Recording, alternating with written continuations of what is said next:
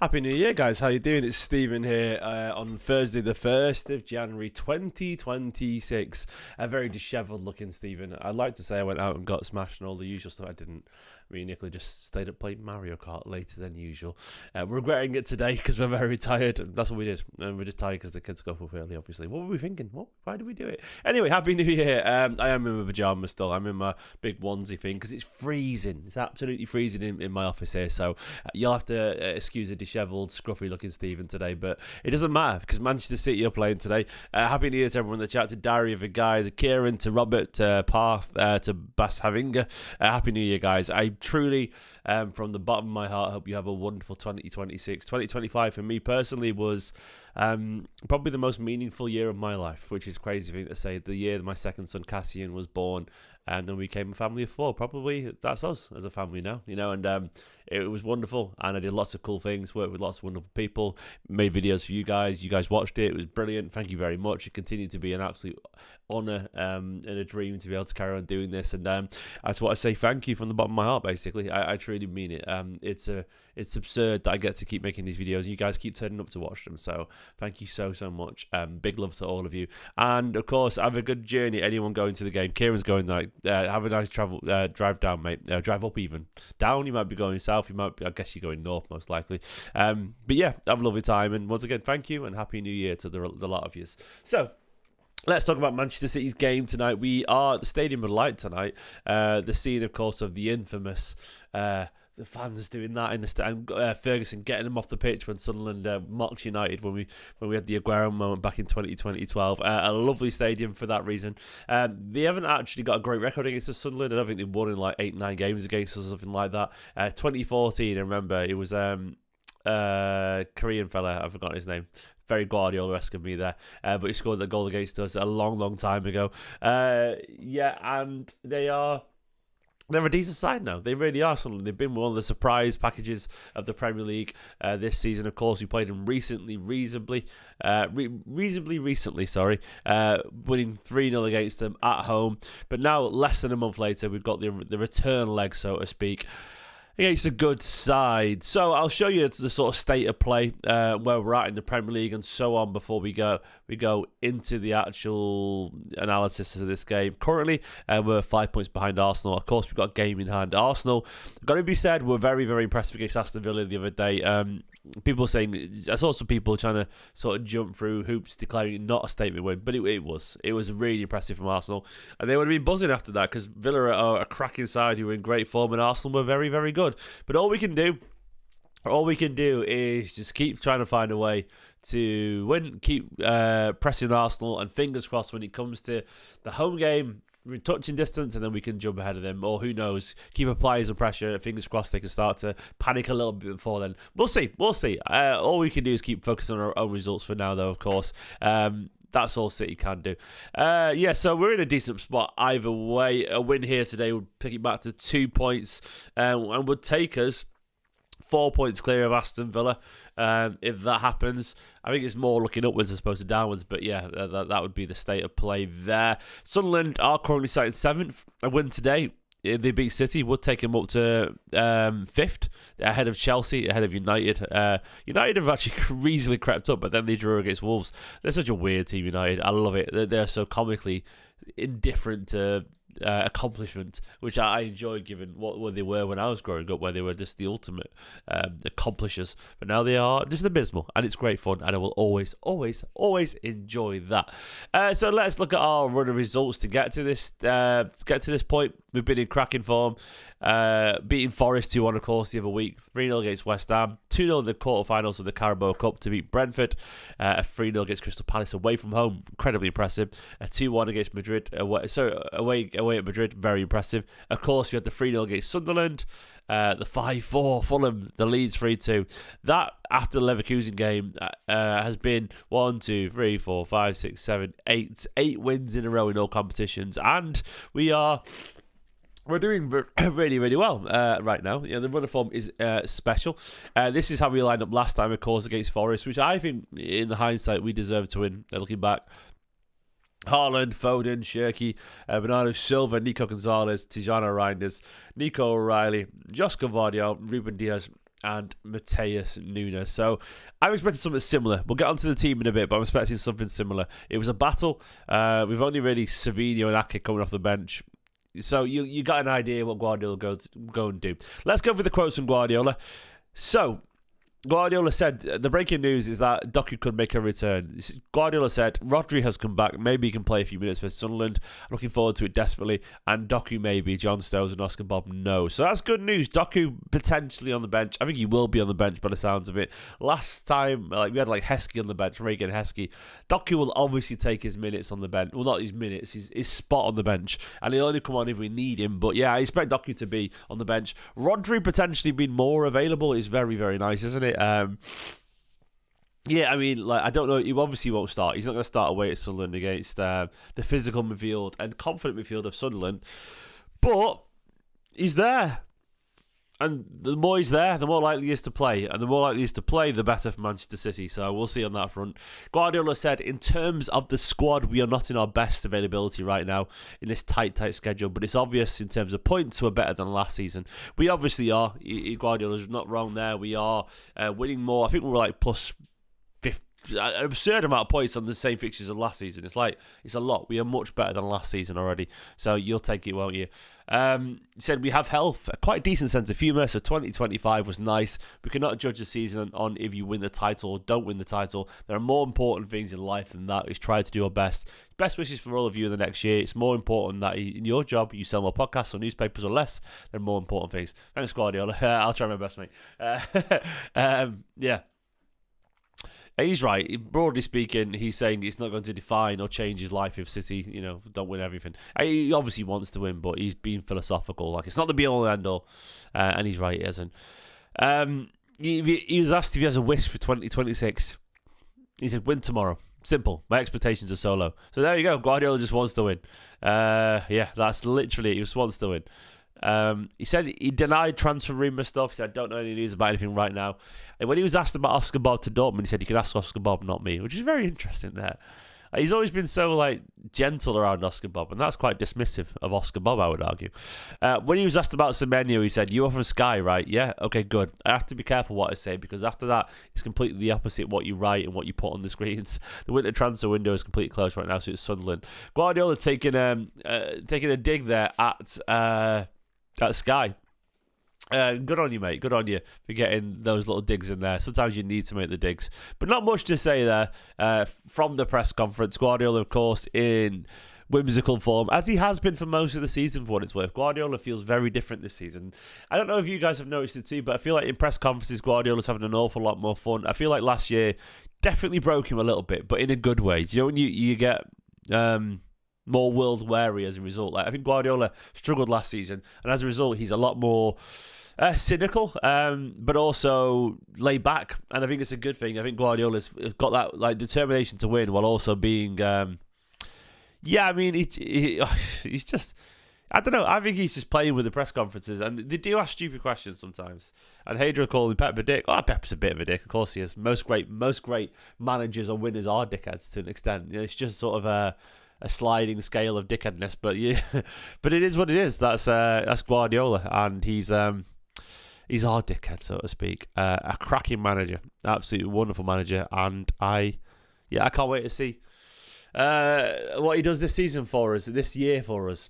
Let's look at the Sunderland results, what they've been up to. So they did draw against Leeds. So they've only played 3 games since they played us. We played them, 1 billion since then. So when did we play? How many games have we played since they played? It shows the schedule. So we played. When did we play Sunderland? We played 1, 2, 3, 4, 5. 5 games since then. Okay, it feels like a lot more. Sunderland have played 3 games since then. Obviously, our schedule's a lot less demanding, a lot more demanding than theirs. They've got a game a week, which will massively help them. They've only played 3. That's just mad. It feels weird to see a team play so few games. Anyway, last time out they drew against the mightily impressive Leeds 1-1. These have been really impressive right now. Dominic Calvert-Lewin on a all-timer for run of goal scoring after scoring against Manchester City, of course. That kick-started it all. We're changing their lives out here. Mateus Nunes, you should be on Calvert-Lewin's Christmas card list. Anyway, I hope you were. So this is how they've been lined up recently. They are missing a whole bunch of people. Sunderland, I'll get onto that in a minute. I've got the list somewhere. I'll find the article I was reading from. But yeah, you can see how they play there. Lafay ahead of Xhaka and Gertrude. Usually, of course, they've got Isidore in there as well, potentially. Good midfield. Is it Chris Rigg? It is Chris Rigg, isn't it? Yeah, Chris Rigg and a Dinger out wide with Brian Brobby up top. They've got a whole bunch of players at the African nations, which I'll run you through in a minute. But yeah, they've done really, really well. They've done really, really well so far, and they'll be very happy. And no draw away at Brighton. It's not bad either. And they won the derby, which was obviously massive for them in an insanely low-quality game, like a fucking shit game. But they won. Walter made own goal. I mean, the quality of that game was abysmal. But they won. And that's literally all they'll care about. And that was a great result after, of course, losing to us at the Etihad Stadium. And they're currently sat, as I said, in 7th. Let me bring up their injury list to tell you about who they're missing, because they are missing a whole bunch of people because of AFCON. It's definitely going to affect how they play, you'd think. They've got out. So, unless he's out with his shoulder, Dan Ballard's out just as well. He's a massive blow for them. Habib Diarra, Bertrand Traore, Talbi, Siddiqui, Masuaka, and Mandava are all the African Cup of Nations. That's 1, 2, 3, 4, 5, 6 players away.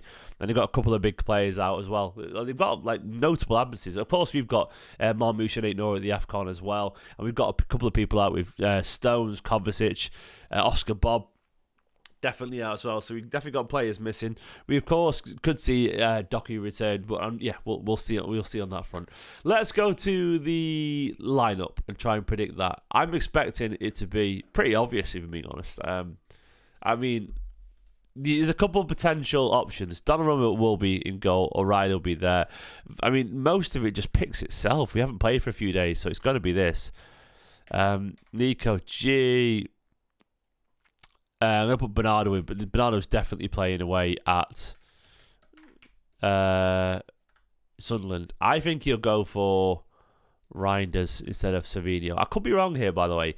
So I think the way it comes in is that you could see Savinho play potentially. I think Foden, though, I think we'll do this again where he does this sort of Reinders as the furthest forward, Nico G there, Foden here, O'Reilly, obviously they get forward and they tuck in a little bit, and it sort of looks a bit like this, where Shirky and Foden tuck in. I think it'll be sort of like that.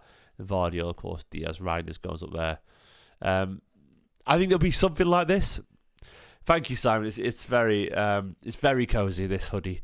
I call it Joe in The Simpsons, where Homer wears his long dress thing. In that episode, he gets really chunky and he wears the big dress. He calls it his moo-moo. I call it my moo-moo. It's incredibly cozy, mate. But it's freezing in here. I'm in the attic and it's bloody cold today, so it is very comfy, unashamedly comfy, and it's very long too. Look, it's one of those where you cover all your legs and get comfy and cozy. So yeah, I had to address the stinky, scruffy elephant in the room here, which is me. But I think it's going to be... Oh, I didn't even show you on screen. Sorry.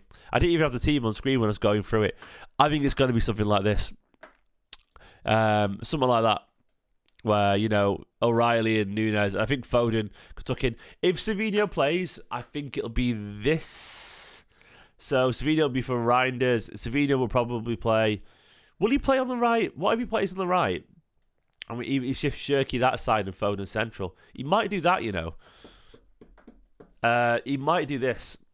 Yeah, desk technology. Foden, when he plays on the left these days, he just plays central anyway. Like, he played on the left the other day when DOKU wasn't there. He's played on the left a few times. He's just central. He's absolutely just central. So I think there's a good chance if Savinho plays, Shirky plays on the left, but he's allowed to go central with O'Reilly coming in, I think it could be something like that.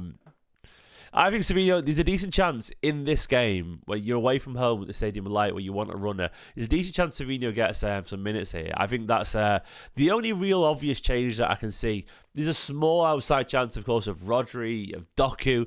Maybe they could get some minutes, but I don't really see a big change there. I don't see Ake playing. I don't see Kusanov playing either, particularly. Not that I don't think he deserves it, I just don't see it happening. So I think it's going to be, it's Reinders or Savinho. I'm still drawn towards thinking it'll be Reinders personally. I might be wrong on that front. Let's see how we lined up last time we played against Sunderland. Where are we at? Last time it was against Sunderland, we lined up like this. Shirky, Doku, Haaland, goes, yeah, like... So it'll be the same in my opinion. It'll just be Reinders or Savinho for Doku. It depends what Guardiola want to do. You might want the control. I mean, it's not that bad, Hadro. Like you said, it's bad when we have to pick between those two. Savinho's been in good form recently. So I did a thread the other day on Twitter when I said I think the narrative around Savinho would be a lot different if we accepted that. If he was what he is now, if that makes sense. Like, we signed him for, 25 million or something like that? Somewhere between 20 to 30 million. And we signed him as a 20-year-old prospect. And I think, 5 years ago when we signed those kind of players, they were Ferran Torres, and no one expected them to be starters. And no one really cared. The difference is, because we had Mahrez and whatever, and Sterling and whoever, I don't know. But the difference is now, he was expected, because we had no real players and everyone was out of form, he was expected to step up and be a starter. And I don't think the plan was ever meant for Savinho to be a starter. When he's in this role right now, as a young lad, 21 years old, he didn't cost a lot of money, and he's definitely a £25 million winger in 2025 or 2026, I guess. He definitely is. And when he's in this role right now, which is essentially an impact sub, off the bench against tired legs, and he's obviously behind Doku, he's behind Shirky, Foden, he's behind probably going to be behind Semenyo as well. That's fine, and that's what I'm saying. Savinho isn't Mahrez and Sterling, but he's a young lad off the bench, and I think this is what he was always meant to be. In this role right now, I think he's quite useful. You look at recent games, he should have had Rudiger sent off, and then we would have sealed the game a lot earlier for us. That was a scandal that never happened. He won a penalty, of course, against Crystal Palace, which sealed the game for us as well. He scored against Brentford, a little bit of luck there, of course, but he's been good recently. As I said, as an impact sub, and one that would still start for most Premier League sides. He would do, because his running and dribbling is really good. It's just his final balls let him down a bit, but I think Savinho right now is in a decent little spell. So fingers crossed. He does all right. So I am looking forward to this tonight. It's not the longest preview because I'm knackered. But of course, it's 8 o'clock kickoff tonight. I will be live for the watch along, almost certainly. I will see you about 20 minutes before kickoff or something like that. My prediction, I'm going to go for... I think we win again tonight. I think it's another tough battle of a one in a freezing cold Stadium of Light up in Sunderland. But I think we win tonight. I'm going for 2-1 again, actually. And I think Haaland's going to score. And Foden. Haaland and Foden is my prediction. I don't know who's going to score for them. Probably Brian Robbie. He's going to give us a bit of a physical battle. Vardiol and Diaz have to be ready for Robbie, because I think they showed... I think Igor Jesus showed us how to play against us, and I think they'll try and mimic that, definitely. So we'll see. They've got some good players as well. Xhaka, obviously fantastic. Lafille, a really smart player. Rose is a really good keeper. So, yeah... he's had a bit of experience, but he's not experienced. That's the thing. It's not the same. Trust me on that. Like, a bit of experience. It's his third or fourth ever season, like second season in the Premier League in the highest league. He's not experienced. He's a young lad still. You got to bear in mind how long it took people, even like Ronaldo, to become a great goal scorer. He had 3 seasons of barely scoring, and likewise Sterling and so on. And it takes a while. And yes, Kieran, you could go, yeah, but Shirky smashed it. Shirky's a generational talent, mate. Like, some players are just genius, but Rodri didn't smash it. Rodri started really slowly. So I know not slowly as Shirky, as Savinho, but the point I'm making is like, no, you can't go, well, he did that, so he should do it. Well, it doesn't work that way, man. It doesn't work that way. It's not as simple as that. Some people are just different, Anyway, I'm going to say City win tonight. I'll see you later. Thanks for watching. Happy New Year yet again, and I hope you have a lovely rest of the day or whatever you're doing. Be getting out, relaxing on the sofa, shooting some people outside of school when a couple of guys were up to no good, started making trouble in my neighbourhood. I got Fresh Prince then, unintentionally. Thanks for watching. Bye bye.